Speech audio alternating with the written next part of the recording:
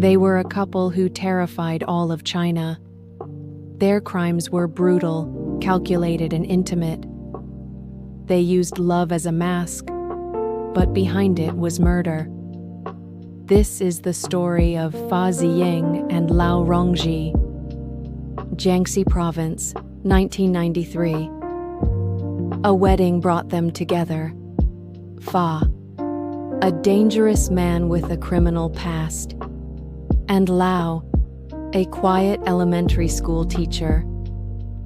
What began as a chance meeting would spark one of China's most chilling crime sprees. It wasn't romance. It was recruitment. Lao didn't just fall in love. She followed him into a world of blood and deception. Together, they would commit crimes that stunned a nation.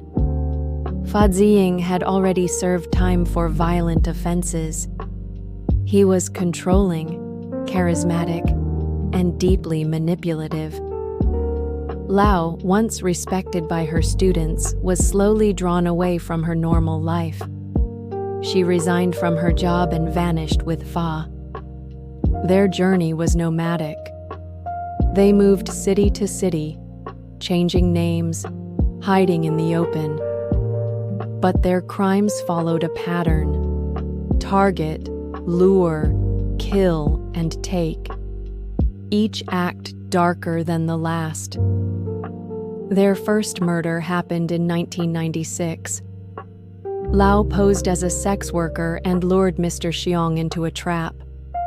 Once inside his home, Fa attacked.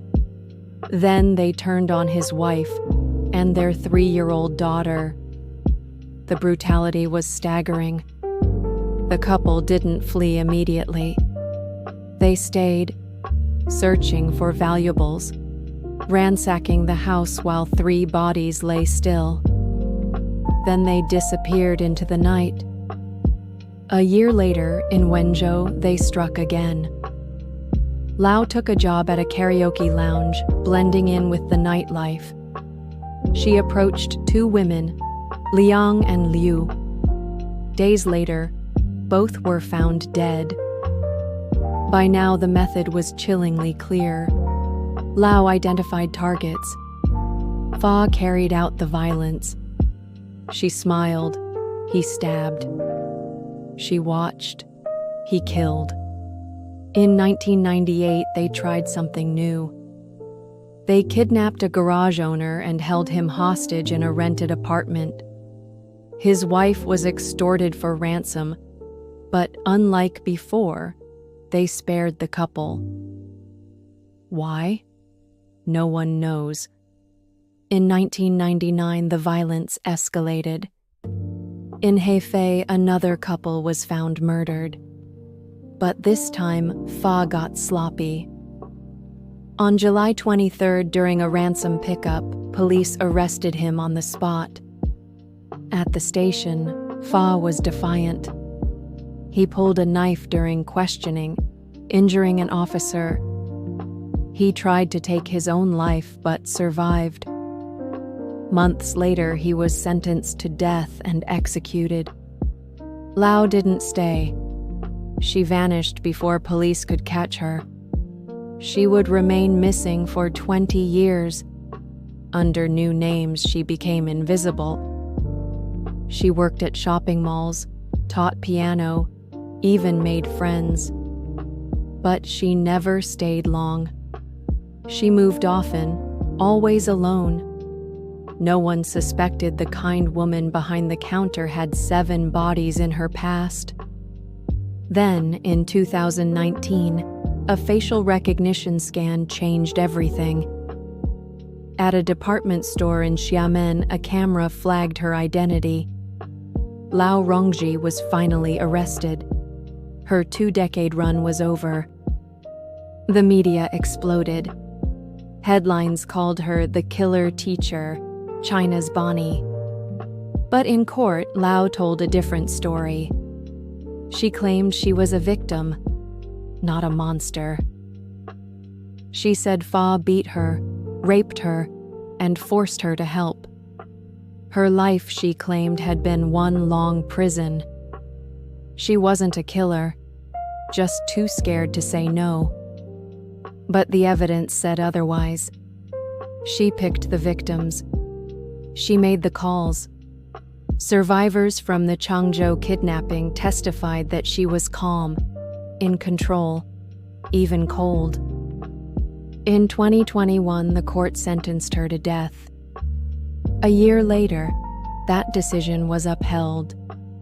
Judges declared her a principal offender, not just an accessory. She had known exactly what she was doing. On December 18, 2023, Lao Rongzhi was executed.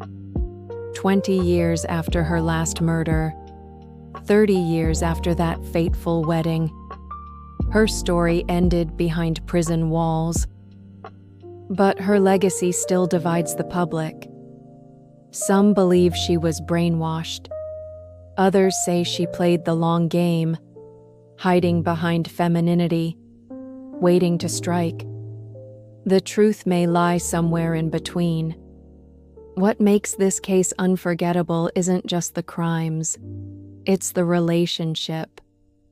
Love didn't save anyone. It destroyed everyone, and no one around them saw it coming.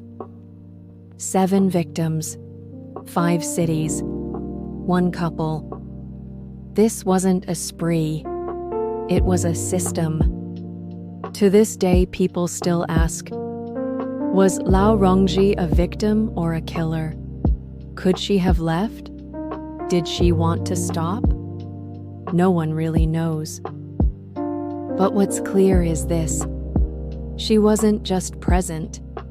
She was part of it. She baited, planned, and watched. And in some cases, she smiled.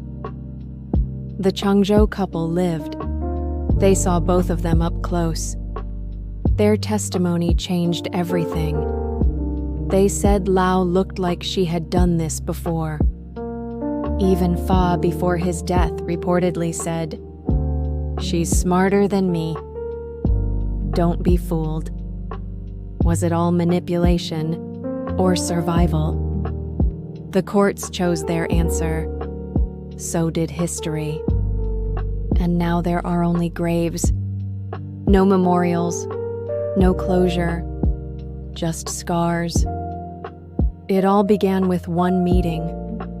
In a room full of celebration, 2 monsters found each other, and the world didn't notice until it was too late.